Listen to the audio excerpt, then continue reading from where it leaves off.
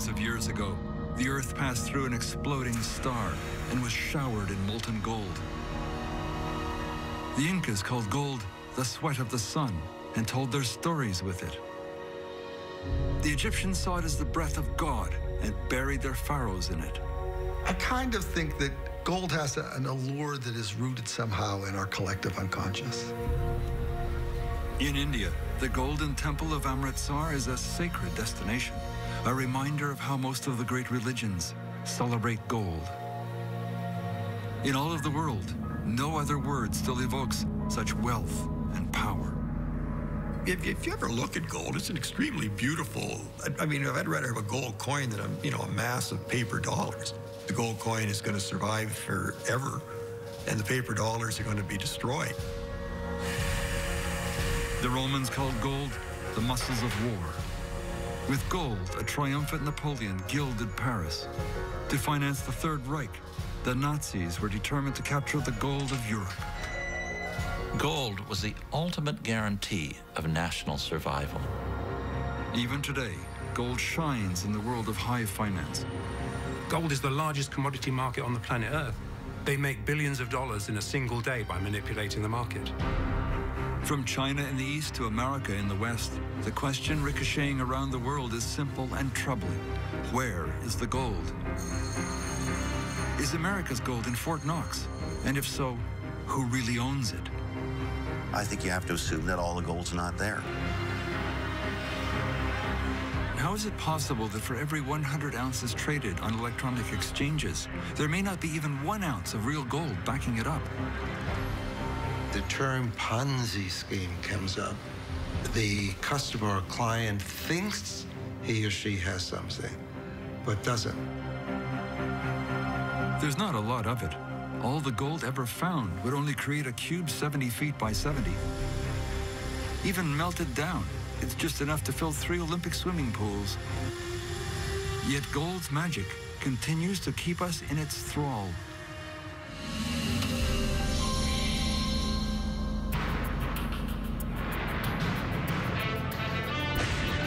When Moses descended Mount Sinai to deliver the 10 Commandments, he flew into a rage, finding his followers worshiping gold, a golden calf. Today, Western central bankers get almost as frustrated at those who stubbornly value gold over paper money. While India, China, and Russia buy gold by the ton, the big Western nations would prefer gold remain in a museum. Here on Wall Street at the American Museum of Finance, the precious metal is commemorated by a solid gold Monopoly set. But museum director Richard Silla is not so sure that gold's day is done. The golden rule is really those who have the gold rule. In the world's great financial centers, New York and London, billions of dollars of every kind of metal are traded in the blink of an eye. Gold and silver are traded in code, where the flick of a wrist can spell hundreds of millions of dollars in profit or a disastrous loss.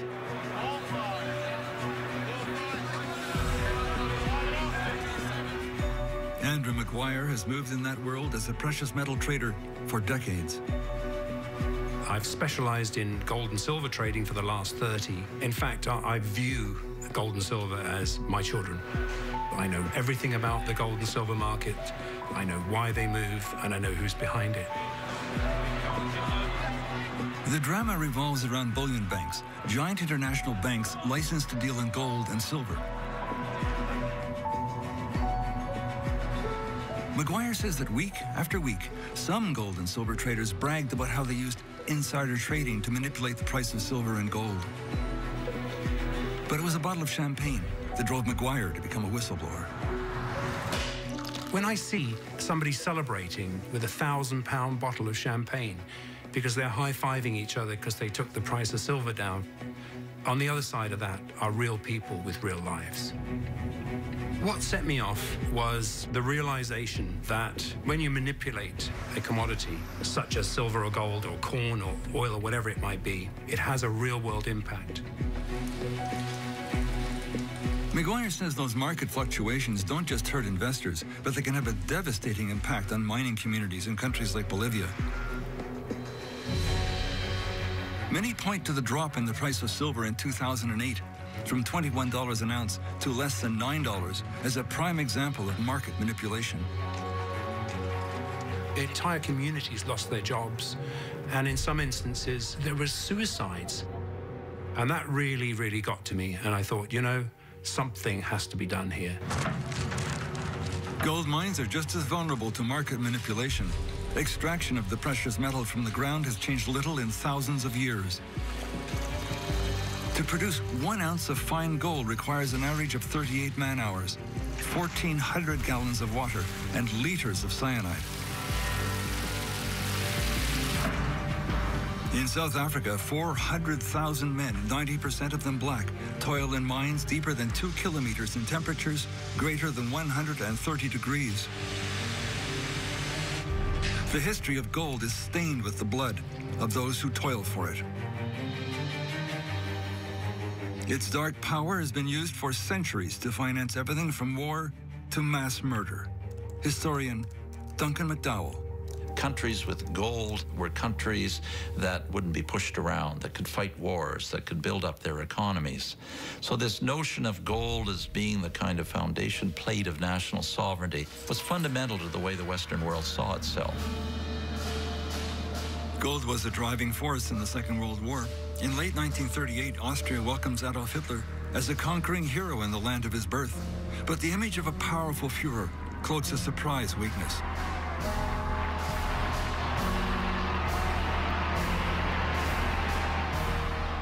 Behind the scenes, the head of the German central bank has a bleak message for his leader. Hjalmar Schacht warns Hitler that Germany is bankrupt. Its gold is spent. Hitler fires him. But Hitler will soon go to war not only for territory, but for gold.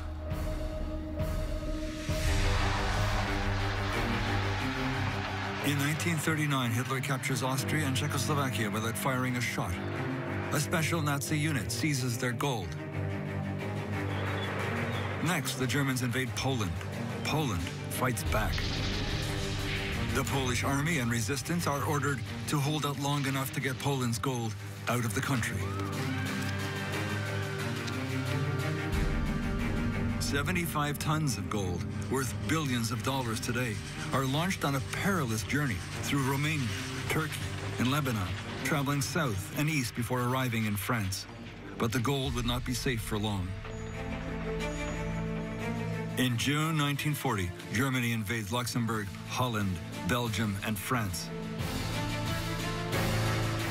The 14th of June 1940, the Germans occupy Paris, which surrenders without a fight. The Nazi gold squad arrives here at the Bank of France, demanding the gold of France, all $3 billion worth. But historian Didier Brunel says they were met with a big surprise. They demanded to go into the vault and saw that it was empty. Of course, they were furious. French central bankers had planned for this moment for years. Ever since Hitler came to power, the French began hiding the gold in 51 separate caches around the country, always less than a day's drive from an escape port. Now France prepares to get the gold out of the country.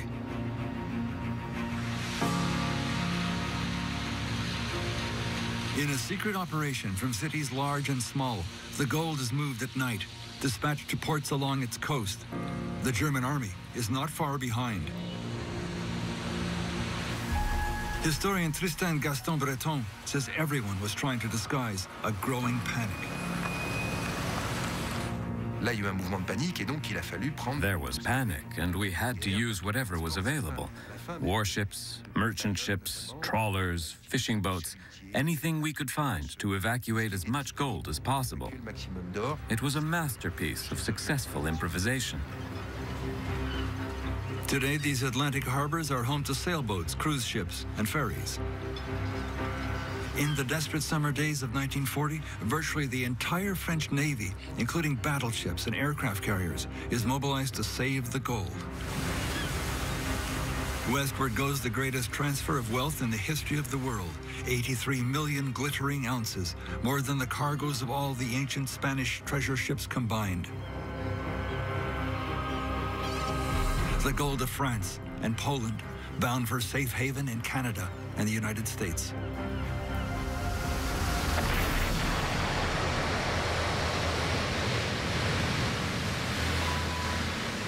It's still unknown how many ships carrying gold and silver bullion were lost to German submarines during the 2 world wars. Those sunken bullion ships and many from bygone wars prove irresistible to companies like Odyssey Marine. No story about gold is complete without a treasure quest. It's all very modern. Odyssey is even listed on the NASDAQ stock exchange. The company operates out of a secret location in Tampa, Florida. President Mark Gordon says there is no shortage of wrecks. The United Nations estimates there's 3 million shipwrecks on the ocean floor. The only way to transport wealth until the mid-20th century was on ships. So there are billions of dollars of gold and silver littering the sea floor. It's pretty amazing. Tom Detweiler was part of the deep ocean team that found the Titanic. Now he brings his skill to search for gold 3 miles deep. The sinking of one of these ships could cause large companies literally to go out of business, countries to take a different course in their history, and literally change the world.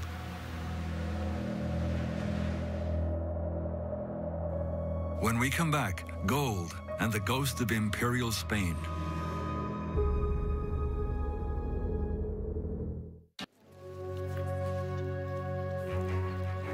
Gold and silver have always had a special allure for mankind. Since the dawn of civilization, men have been willing to risk everything for these precious metals. Odyssey Marine's Tom Detweiler. It was always something special, and one of the reasons is its permanence. It can lay in the bottom of the ocean for hundreds of years and come up and it's still shiny. It's still got all the detail in it. It's perfectly preserved. In 2007, Odyssey Marine was mapping the ocean floor off the coast of Portugal when they got lucky. It was a giant spill of gold and silver coins resting on the ocean floor. Odyssey could not identify a shipwreck in the area, which deepened the mystery, but immediately they knew they had something big. What we found really wasn't a shipwreck anymore. It was just the remnants of the cargo that had been aboard that ship. Lots of coins, because we found about 600,000 of them, and we know there's still many more down there. We suddenly realized this was a very large vessel that had something very catastrophic happen to it. They transported the find to Florida. The trove was estimated at $500 million. Odyssey registered their find in a U.S. court to await any competing claims. Enter the Spanish government. Spain argued that the treasure was from a Spanish vessel named Nuestra Señora de las Mercedes. It turns out England resumed the war with Spain by sinking the ship in 1804. Now Spain was launching a full-scale diplomatic campaign to get back gold it had plundered 200 years earlier. Peru also filed a claim, saying the treasure was stolen from the Incan people. It is estimated that upwards of 1 million Incans were killed in unequal battle against the Spanish military or worked to death in the gold mines of Peru.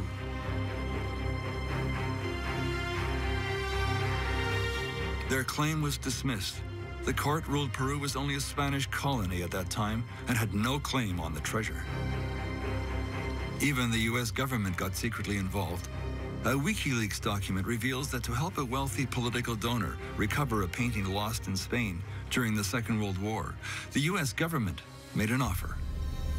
If Spain would be kind enough to give this painting back to this family in the United States, that our State Department would help Spain recover the coins that Odyssey had recovered. After spending $2.4 million recovering the silver and gold, another $2 million on legal fees, Odyssey was ordered by the court to hand the treasure over to Spain.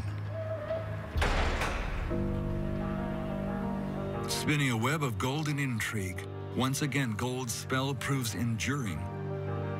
Gold taken by Spain 2 centuries earlier was returned to the plunderer. Searching for gold in the 21st century is an expensive operation, especially if you can't profit from what you recover. Undaunted by their earlier loss, Odyssey Marine plunges ahead on another wreck. It's a treasure ship 3 miles down, off the coast of Ireland, a wreck that meets the stringent criteria laid down by Odyssey's Mark Gordon. The shipwreck has to be worth at least $50 million for us to go ahead and invest in the project, because it's very expensive. After making a deal with Great Britain to split the proceeds, Odyssey is pulling up tons of precious metal from a merchant steamer called the Gersoppa. On the 17th of February 1941, the Gersoppa is carrying a cargo of silver bullion to fill a desperate coin shortage in wartime England. En route from India, she's attached to convoy SL-65. Running low on fuel, the ship slows down to 5 knots and leaves the safety of the convoy. She is hoping to make a run to Ireland's Galway Bay, 300 miles to the north. The Gersoppa is spotted by a German Focke-Wulf patrol plane. He radios her location to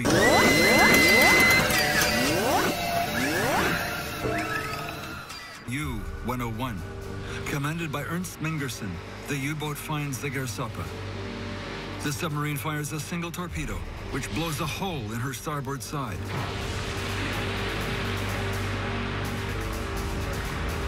She sinks in 20 minutes. Only the captain survives. There were a lot of valuable cargoes moving during wartime. Ships carrying gold and silver because they had to pay for munitions, pay for supplies, pay the troops. The role played by the gold of England is one of the best-kept secrets of the Second World War. In 1940, England stands alone.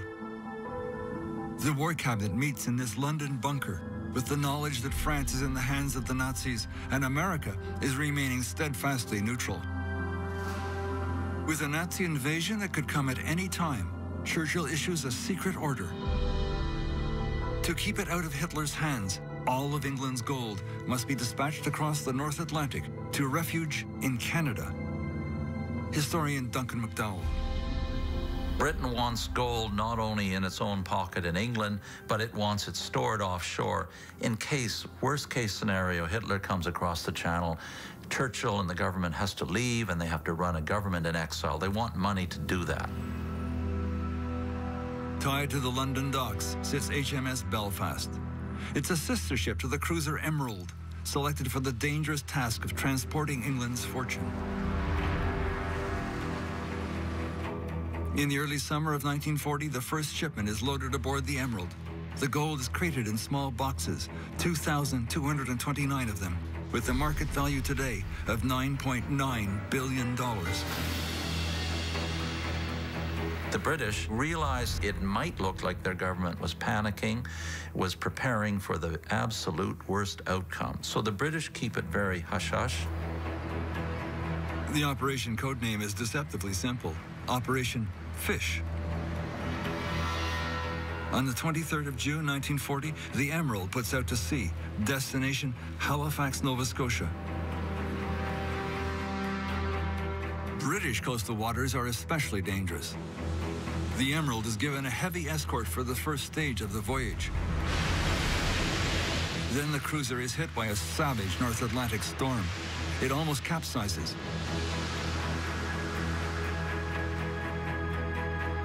On the 1st of July, 1940, the solitary warship carrying the secret cargo docks safely in Halifax.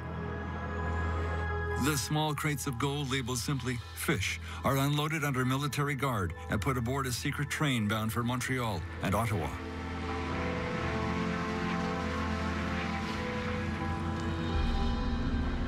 In Ottawa, the gold is stored in the vaults of the Bank of Canada. In Montreal, the precious cargo is put in the vaults of the Sun Life building, then the biggest building in the Commonwealth. There would be many similar voyages, but for the duration of the war, not a word leaks out. Coming up, Questions about another of gold's deep secrets, Fort Knox. In the autumn of 1940, from Holland in the west to Hungary in the east, Hitler is filling his war chest with 600 tons of looted gold. The stolen gold buys oil and armaments from neutral countries like Sweden and Switzerland. Britain counters by shipping gold bars from Canada to the U.S. to buy weapons and warships. The law enabling the sale by neutral America is called cash and carry. The war, however grimly it turned out, was a huge kind of jolt to all the economies. And America, since it had stayed neutral, yes, could benefit from this surge of British purchasing. Orders expected to reach $1 billion for over 7,000 pursuit ships and bombers will mean jobs for additional thousands of skilled workers and a tremendous boom to the nation as a whole. While the gold of England helps lift America out of the Great Depression, the gold of France sits on the sidelines when it is desperately needed. Churchill asks France to release its gold to help England's war effort, which includes the liberation of France. The leader of the Free French, Charles de Gaulle, refuses. He says France needs the gold after the war to rebuild. Britain is in a really devilish position after the war, having used up their gold during the war. The French have a kind of bounty waiting for them at the end of the war.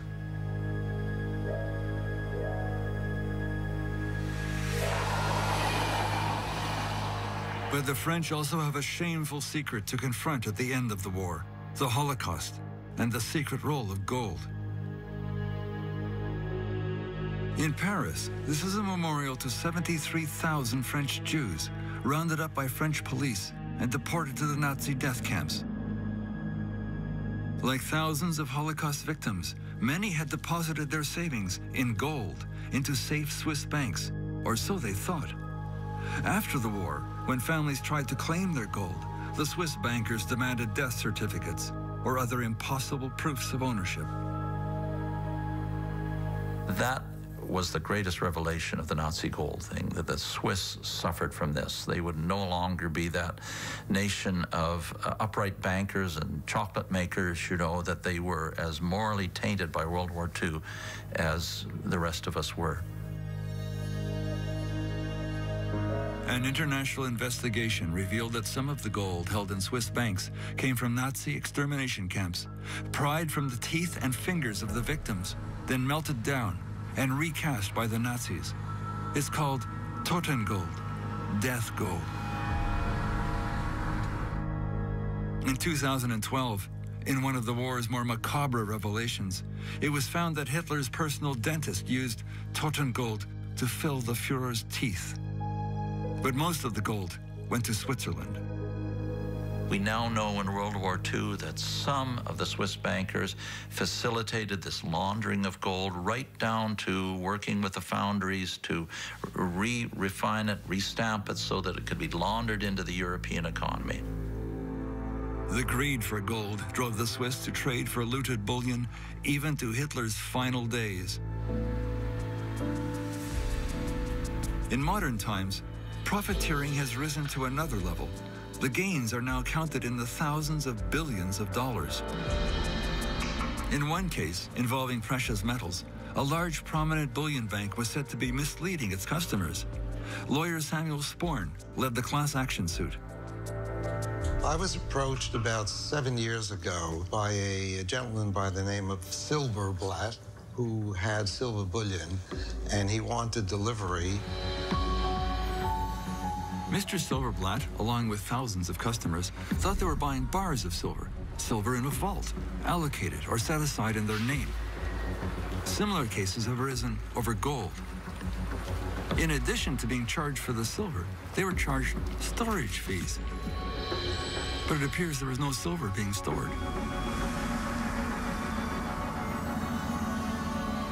Nowhere is it stated in clear, good English language that we are not purchasing actual commodity, gold, silver, or platinum. It's only unallocated, and it's a paper purchase. It's a position you have. You do not own the physical commodity. And then the customer says, my goodness gracious, I've been paying storage fees for 5, 10, 15, 20 years, whatever it may be. Why? The client is led to believe that he, she, or it has ownership. So that is the fraud. The class action suit was settled in favor of those suing before it came to trial. They recouped $4.5 million in storage fees, plus interest. When it comes to buying large quantities of gold and silver, traders speak a language very few would recognize. Contracts, contangos, and coiling. Algorithms and spoofs. Just a few words to describe actions that can produce staggering profits. Whistleblower Andrew McGuire describes a bank robbery, but in this case, McGuire holds the opinion that the bank is doing the robbing. It's no ordinary bank, it's a bullion bank, an international bank licensed to deal in gold and silver. We're showing this in silver because it's easier to see. But in gold, gold is the largest commodity market on the planet Earth. And yet, we've got the same thing going on in the virtual world of gold. Here's how it worked. Traders waited for most of the major markets from Shanghai to London to be closed. In New York, a gold and silver market called the COMEX was open, and this is where they concentrated their dealing. This is a virtual world. This is not real physical. There's no numbered bars necessarily behind this. Essentially, you've created electronic gold and electronic silver. Trading anonymously, the players use what are called algorithmic trading systems to move in and out of futures contracts in the blink of an eye, 400 contracts a second. Each contract represents 5,000 ounces of silver. Suddenly, someone gets the idea to sell nearly 45,000 contracts. Such a massive wave of selling immediately drives the price of silver down. Investors, big and small, try to cut their losses and sell as the price drops. Anyone not in the game gets clobbered. I know people who trade in the hundreds of contracts, who lost, had everything taken out. Then, without warning, the mysterious seller reverses course and starts buying the electronic silver back. Once again, by massive buying on the electronic exchange, the trader dictates the price, making it go up and profits massively from the rise. The profit on each contract reaches $80,000. That's $80,000 times 45,000 contracts. $3,600 million. It is illegal. It's absolutely illegal. Under commodity law, you're not allowed to be dictating the price on the futures market. When we come back, Mr. McGuire goes to Washington as a whistleblower. I woke up at 2 o'clock one morning and said, you know what, that's it. I'm going to the regulators. I can't stand this anymore. When it comes to the world of gold and silver, it appears that throughout history, greed often takes center stage. Andrew McGuire believes he is confronting exactly that, as he alleges that some of the world's biggest banks were rigging the price of gold and silver and making billions doing it. In Washington, McGuire approaches Commissioner Bart Chilton at the CFTC, the Commodities Futures Trading Commission. Their job is to police the trading of silver and gold. What we've seen all too often is where you have an individual trader who has excessive concentration. And when I say excessive, I mean concentration that can lead to pushing prices around. And we've seen it in precious metals, in silver, in gold, and some of the other commodities. To back up his story, McGuire proposes going online with the CFTC investigator and guiding him through the manipulation in real time. I was on live with him saying, right now, silver's going to go any minute now. I saw the signal come in, which is pretend offers and bids coming in and not trading. So suddenly, silver takes a drop. And I warned him just before, silver is going to go down below $15.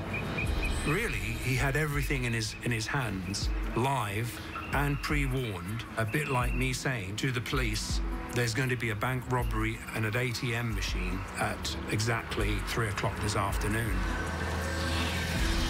The scenario unfolds exactly as Maguire prophesized. It triggers a CFTC investigation. The Andrew Maguire circumstance gets into an investigation currently ongoing, but we're doing the best we can given the resources we have, and I think we've made some progress. But it's an uphill battle as a poorly funded and understaffed CFTC faces off against the massive lobbying effort by the banks. The investigation is ongoing.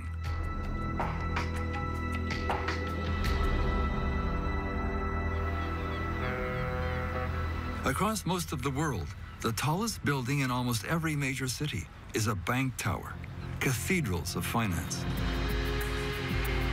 The Royal Bank building in Toronto takes the cake. Towering 41 stories over the downtown, it gleams golden in the morning sunshine. The answer to where's the gold? Astonishingly, it's baked into the windows. The glass of the 14,000 panes is cooked with 2,500 ounces of gold leaf. Now that gold is valued at over $3.5 million. The effect is spectacular. It is an appropriate setting for one of the world's most successful precious metal funds. There's a king of The fund is run by the billionaire philanthropist Eric Sprott. He says the history of the world is the story of gold. The oldest coin we have is from Ionia, and it's dated 580 BC. And some over here as well, I guess, that are Roman. Pinned to the wall in contrast is a $1 trillion Zimbabwe note, an inflated fate Sprott believes ultimately awaits most paper currency. All of the gold in the world ever produced is still above ground because people don't lose track of gold. For his investors, it's critical for Sprott to keep track of gold, and right now, he's convinced there's something wrong with the arithmetic. He has assembled a team to track gold internationally, headed by economist Frank Veneroso, a legendary gold analyst. The gold market is a very shadowy market. It operates in all kinds of countries where there's very, very little in the way of organized information, data collection, what goes on with central banks and bullion banks. They never tell you. They never expose themselves. In the year 2000, Veneroso conducted a forensic investigation of the movement of gold from government banks to the bullion banks. He discovered they had been covertly leasing their gold on a massive scale. Bank of England gold, for example, was leased to bullion banks. In turn, the banks took the rented gold and sold it. The way that was done is that there would be an armored car. It would take it to Stansted Airport. That would then be flown to Switzerland. It would be re-refined in a refinery in Switzerland, which then produced little bars and big bars, which were then turned into jewelry, which was then hanging on the women of the world, right? Where is that gold now? That gold isn't around. It's not in a depository anymore. Yet while the gold is gone, the Bank of England, or Fort Knox, for example, can still claim to own the gold because it's on their books as rented, not sold. It's a dangerous game. Gold has always been seen as the canary in the mine, a barometer measuring the world's economy. If we all woke up tomorrow and saw gold was up $100, you'd think one of three things. You'd think there's a problem in the financial community, a war has started, or somehow we're going into hyperinflation. That's the message of gold. So what's happening now? Who is buying gold? And where is that gold coming from? Central banks in Russia and China are big buyers. 1,000 in the central banks. China, at least 500 tons. You got your ETFs are 200. So I got 1,700 right there. I haven't even gone to the U.S. Mint, the Canadian Mint. I know what their sales were in 2000. The demand is huge. Can gold mines keep up? Sprott says no. There's actually only 2,200 tons mined that's even available to buy. Your conclusion then is there has to be an official sector supply, and it has to be very big. Yeah, I'm already up to 2,400 tons now using this data. But I think the elephant's in the room already. That's my view. For Eric Sprott, the elephant in the room is this. Western central banks are running out of gold, gold that cannot be replaced. Could the mystery begin and end at Fort Knox?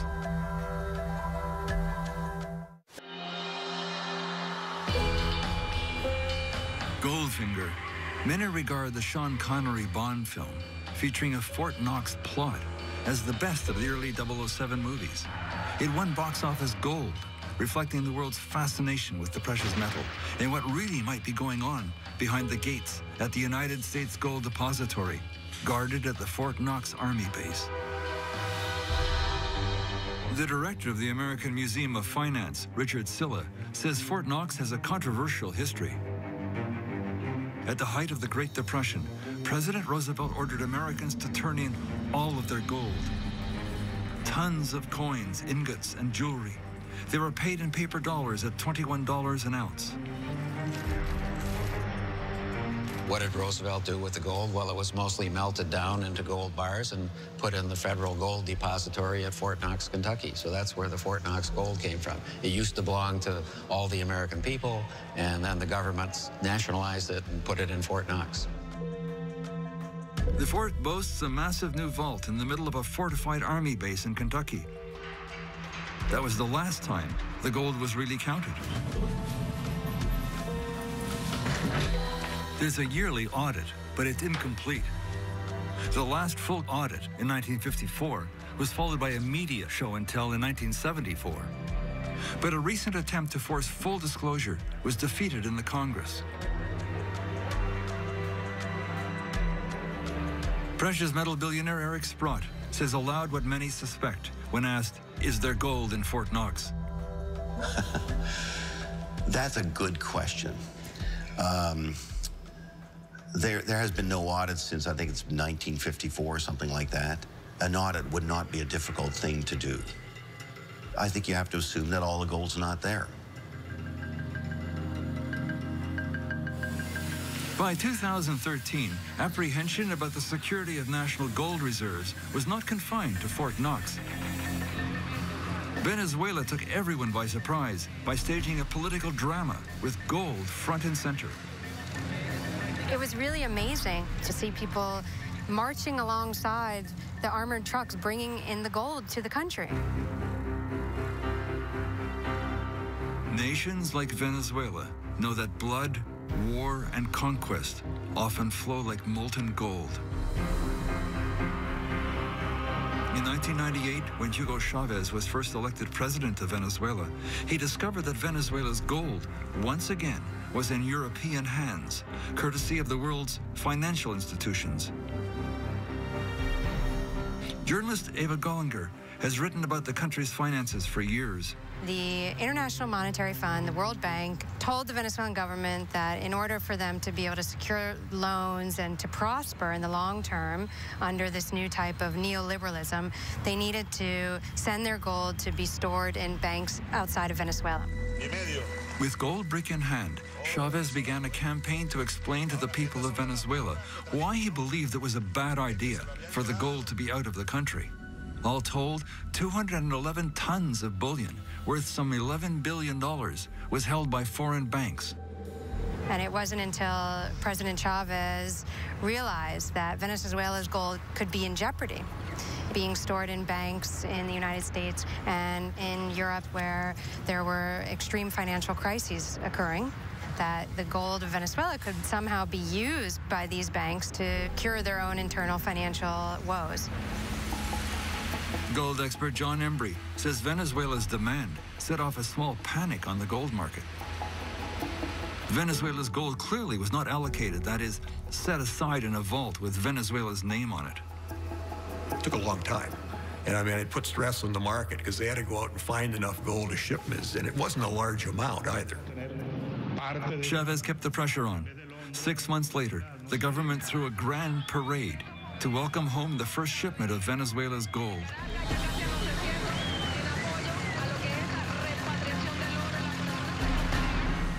Like England and France during the Second World War, Venezuela came to understand the power of gold as a guarantee of national sovereignty. But other countries haven't been so successful when they try to repatriate their gold. Most of Germany's gold is stored in New York at the Federal Reserve Bank, the Fed. But when the Bundesbank, the German central bank, asked to see their gold in 2012, the Fed appears to have refused access, citing security concerns. Now Germany's asking for the gold back. Eric Sprott is convinced most of the German gold is gone. Well, it's obvious they don't have all their own gold.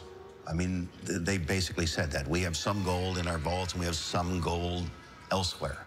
And I don't think it's defined even how much they have in Germany. I would bet that the Germans don't have access to the gold they think they own.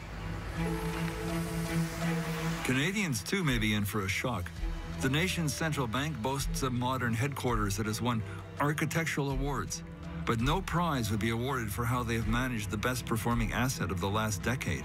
The Canadian answer to "where's the gold" is simple.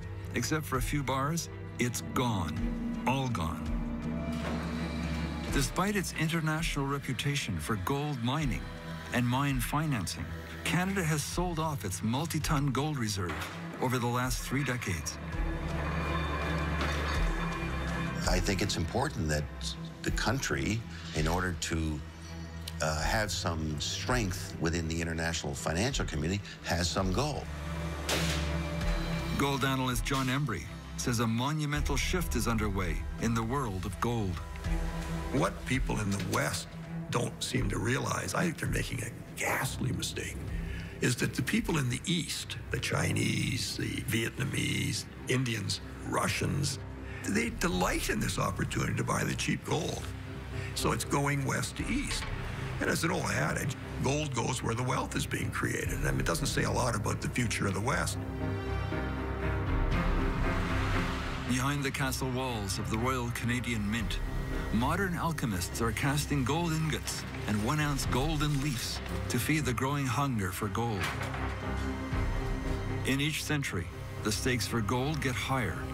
In the 20th century, gold became the ultimate guarantee of sovereignty, paying for World War and mass murder. In the 21st century, gold still manages to keep its secrets. Perhaps the biggest one of all, where's the gold and who owns it?